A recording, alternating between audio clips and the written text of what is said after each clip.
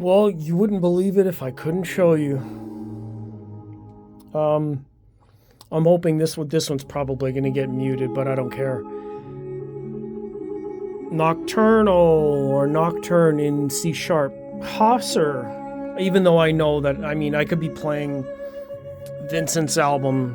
Anyways, the point is, look what I got. And they're quite stunning. I've moved them around a little bit. I've adjusted the room a little bit. Subs are on the floor over here. We're using the Whammerdyne Heavy Industries amp. It's such an interesting name. I can't wait to explain more about this company. Whammerdyne. That's the Circuit Salad. Yeah, you heard me right. And then the Macco audio Macarias it's a Ferrari gloss red is what it is, with the kind of matching crossover boxes. So the crossovers are external, obviously. It's an open baffle. Where would you friggin' put them? I just got them set up today. Armando and Deborah from MACO came over and helped me set them. Well, they set them up and I helped them open doors and move stuff out of the way. I didn't have much of a hand in it. Really interesting stuff. Let me walk you around the system. This is a hybrid amp. It's got tubes on it, but I don't see them doing a whole lot. They're positioned, they're labeled. So, very interesting. I need to learn more about this before I tell you the whole story. That's why I have the mirror, by the way, so I can talk about how these are open baffle without flipping around the camera. So if anybody wonders why I have the camera, that's why I have the mirror. So the open baffle, two 18-inch drivers. They're different drivers, obviously. The bass driver's got a different magnet structure. The crossover's two-way. They are bi-ampable, so you can actually plug a pair of cables into the top and bottom, but via blue. Yes, also, I'm borrowing some of the top-of-the-line via blue cables using my risers because, they weren't included. But forgive all of this. They're new. We had them just in the house, just setting them up. Once they get into the best position possible, we'll do better with all that. Got the lights on them, which makes all of that worse. But yeah, they are really stunning. They're very natural sounding. The open baffleness of them means that in my room, I find that the sweet spot is sweeter than everywhere else. I've got them towed in more towards my face, which is how I like them.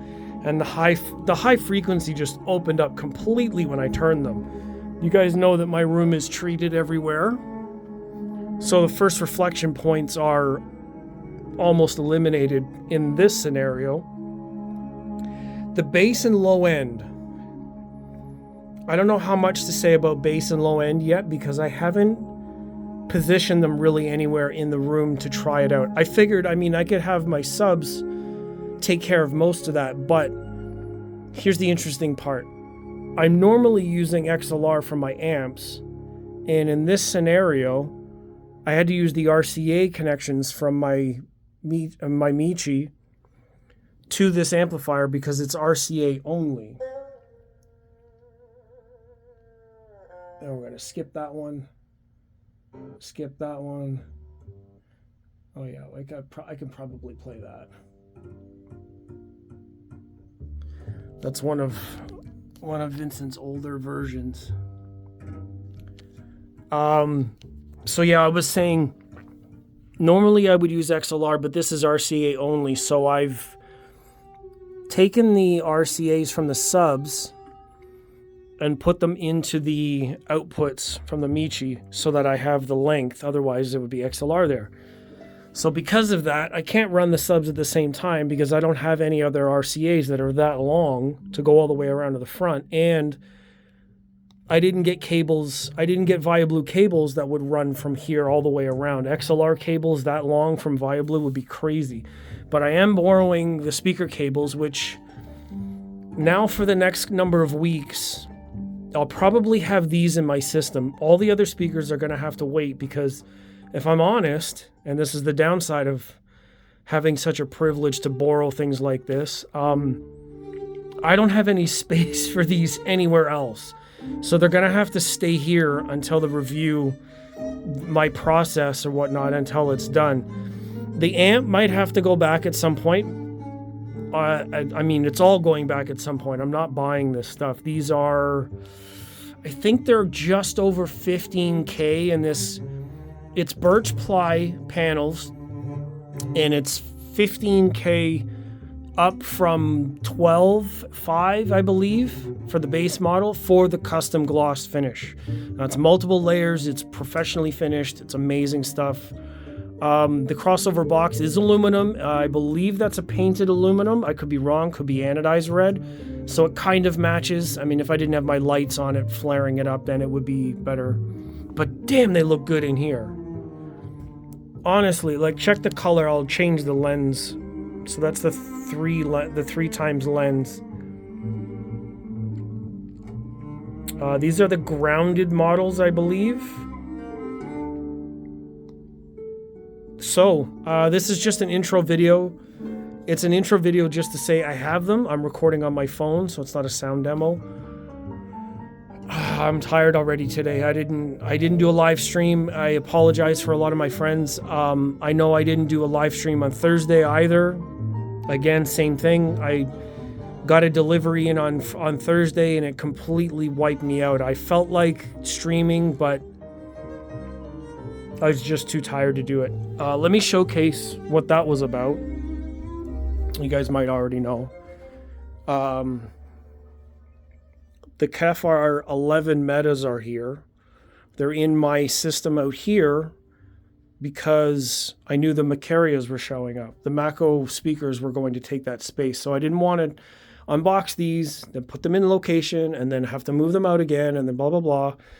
So then my monitor audios are also out here, but as you know, Bucard audios are powered. So the Hagel preamp is doing the Bucard audios, but now, by the grace of God, my Buckeye audio amps fit inside of this frame by millimeters. I don't even think you could see the gap in there.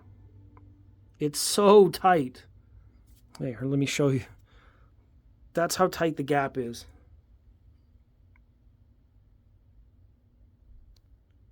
Pretty cool. I got to admit. I didn't see that coming. I kind of planned it. I think I measured the space on these tables before I got them. So now Buckeye audios fit there, and I can put on the Radiant acoustics on the bookshelves, but these have their own stands, so I have to remove them from their stands in order to put them on here and to use the ISO acoustics. Like, shit. And shout out to Jack Reacher. Awesome movie. I'm just using it to settle myself today. But look at this view. Like, how beautiful is that?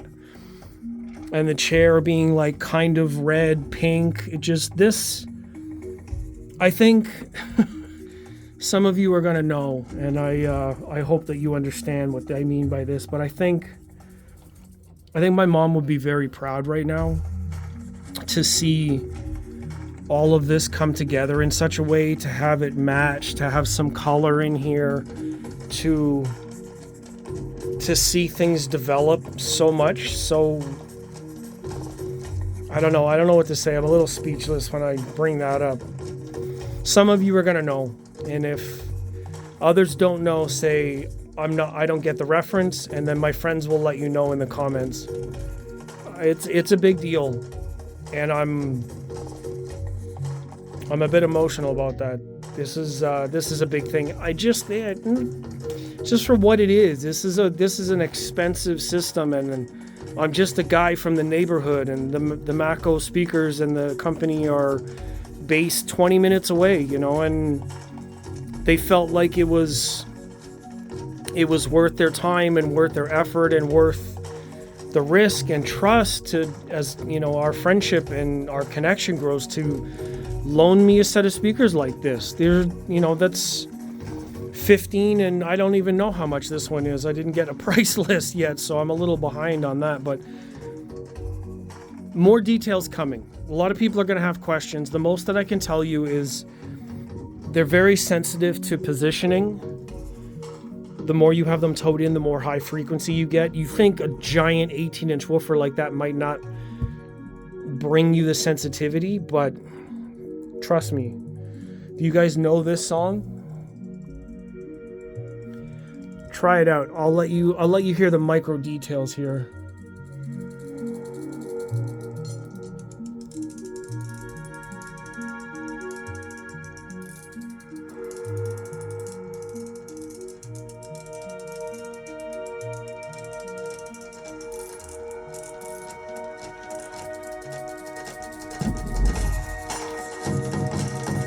Like, come on. It's pretty impressive. It is a preamp, integrated amp, kind of. There is a volume knob on it, so I'm using it at about 3/4 volume. At max volume, I can hear something. I don't know what it is. I'll have to talk to the owner, designer at the company to find out what's going on with that. But I can hear something at max volume. Now, that could be my cables. I know that the Michi's got a little bit of a noise floor that I was using medium gain on the other amp. So it's a tube amp hybrid. I'm not going to say more than that. Again, this is brand new. There could be other things that I need to set up, but they're great. They're smooth. They're natural sounding. They sound fantastic in this position right now. I just shifted them about an inch towed in. Amazing. Anyways, that's 12 minutes from me. Thank you so much to everybody that comes by to watch, that comments, that joins the lives. If you've subscribed, that's even more amazing. Thank you for that. It lets me know these things are important to enough people. So more from this system coming up soon. Full demo, song review, the same one that I demo everything. I'm in the process of editing my monitor audio, radiant acoustics, and PMC, and a mystery speaker 4-way demo. I'm in the middle of editing it. It should be ready by Monday.